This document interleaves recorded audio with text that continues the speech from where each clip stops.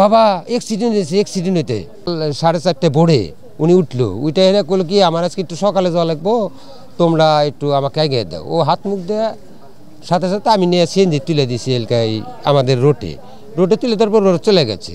চলে যাওয়ার পরে 5:15 কিংবা 10 বাজে তখনও আমার ওই বৌমা চিকুর দিছে, চিকুর দিয়ে গেছে বাবা অ্যাক্সিডেন্ট হয়েছে, অ্যাক্সিডেন্ট হইতে। এনজিওর কিস্তি প্রথমবার বিকাশ পেমেন্ট করলেই 20 টাকা ইনস্ট্যান্ট ক্যাশব্যাক। পরে বললাম অ্যাক্সিডেন্ট ছেলে ডাক দিলাম, ডাক দিলে গেলে আমরা দুজন সঙ্গে সঙ্গে কড্ডার মোড় গেছি। পরে ওই আপনার গোল চত্বরে আবার গেলাম, যাই রাহনে আমার লাইট গাটা ছিল যে রাতে ডিউটি করে, ওনাকে রাহিনিক বললাম যে এখানে অ্যাক্সিডেন্ট হয়েছে, কয় হ্যাঁ সেতু ব্রিজের উপর হয়েছে, লোক মারা গেছে।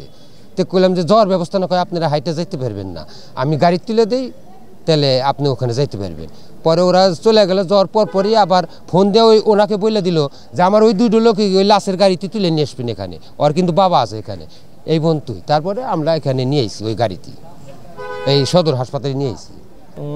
সম্ভবত প্রথমে আমরা ওই জায়গায় সেতুর উপর যখন হাঁটছিলাম ওই ঘটনাস্থলে যাব তখন বলতেছে 10 জন মারা গেছে, কিন্তু পরে ওই দিক যায় বা যাদের পুলিশের গাড়িতে উঠছি তখন বলতেছে 4 জন না 5 জন মারা গেছে। ওনারাও আসলে সঠিক কনফার্মেশন দিতে পারলো না।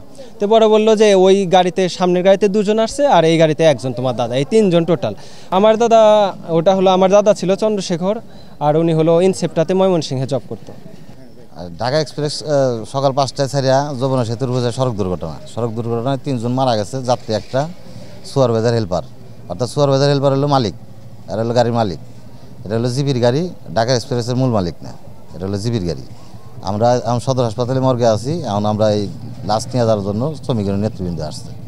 সড়ক দুর্ঘটনায় আহত হয়ে মোট 5 জন রোগী আসে, এর মধ্যে 4 জনকে ভর্তি করা হয় আর 1 জনকে প্রাথমিক চিকিৎসা দিয়ে ছেড়ে দেওয়া হয়। আর হচ্ছে 3 জন ডেড বডি, মৃত অবস্থায় 3টা আসে, 3 জন আসেন আর কি, ওনারা মর্গে আছে।